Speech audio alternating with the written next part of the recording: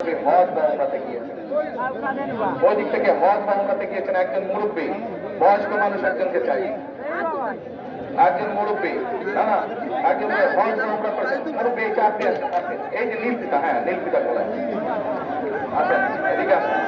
দেখেন এই যে এই লোক, এই যে দলটা, এই দলটা কিভাবে উপরে নিয়েছেন, উপরে এই দলটা, এই দলটা কিভাবে দেশের মানুষকে মিথ্যা তো বলেছে, দেশের মানুষকে কিভাবে ঠকাচ্ছে আমি আপনাদের সামনে প্রমাণ করে দিচ্ছি।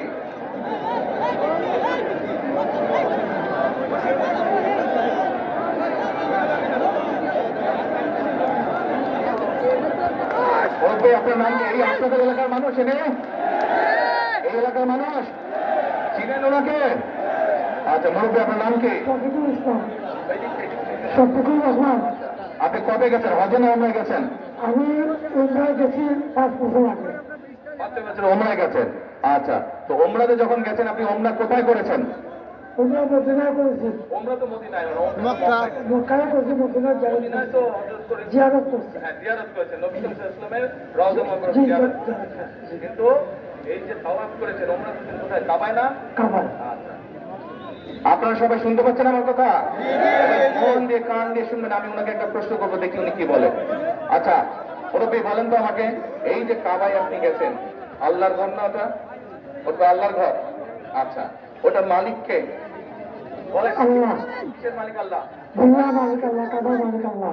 কাবার মালিক আল্লাহ, আল্লাহ। দুনিয়ার মালিক আল্লাহ, আল্লাহ। আমাদের মালিক আল্লাহ, কিসের মালিক? আল্লাহ। আমাদের মালিক আল্লাহ, নিজের মালিক আল্লাহ, সব কিছুর মালিক আল্লাহ। ঠিক আছে কথা? কথা ঠিক আছে? তার মানে এই দুনিয়া, এই যে সূর্য, এই যে চাঁদ উঠবে একটু পরে, চাঁদ সূর্য পৃথিবী যাই দেখি আমরা, সকল কিছুর মালিক কে? আল্লাহ রাব্বুল আলামিন হচ্ছে সকল কিছুর মালিক। আমরা কি দেখছি? আমরা দেখছি ওই যে একটা রাজনৈতিক দলের কথা বলেছি, যাদের ভূমিকা আমরা 50 বছর আগে দেখেছি। আমরা দেখছি এদের কিছু কিছু সদস্য আমাদের নিরীহ মা বোনদের বাসায় গিয়ে গিয়ে, মা বোনদের কাছে গিয়ে কিসের টিকিট বিক্রি করছে? টিকিট বিক্রি করছে, জানেন তো? 1 মিনিট। আচ্ছা মুরব্বী বলেন তো কে? আল্লাহ। মুরব্বী বলেছে বেহেশত ও দোজখের মালিক তো আল্লাহ তাআলা। আপনারা একমত? যারা একমত এদের সাথে হাত তুলেন, যারা সবাই একমত। আলহামদুলিল্লাহ, আলহামদুলিল্লাহ, আল্লাহু আকবার, আল্লাহু আকবার। এখন এখন আমার প্রশ্নটা আপনাদের কাছে, যার মালিক একমাত্র আল্লাহ রাব্বুল আলামিন, সেটা দেওয়ার ক্ষমতা মানুষ কি রাখে?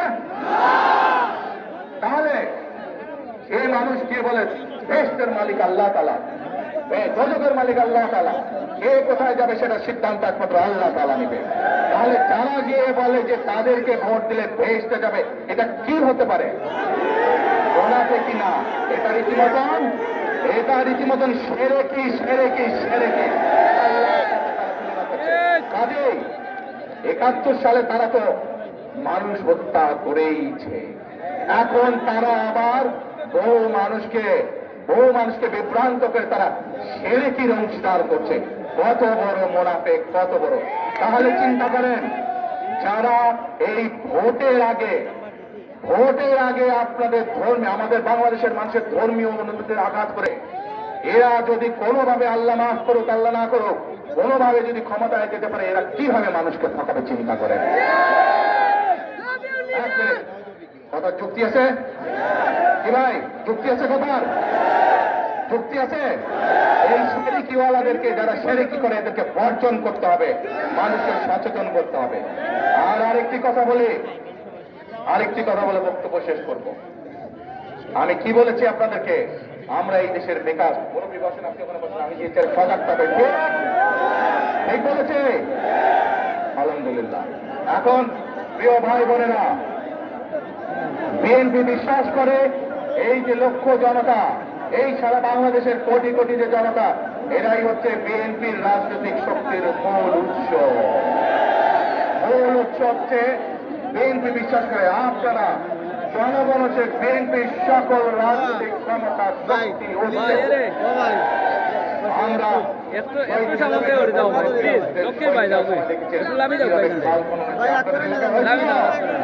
হয়েছিল। আমরা সেই খাল খনন করতে চাই। কে কে চান খাল খনন করব? সবাই চান খাল খনন করবো। খাল খনন করলে উপকার হবে? খাল খনন করলে এলাকার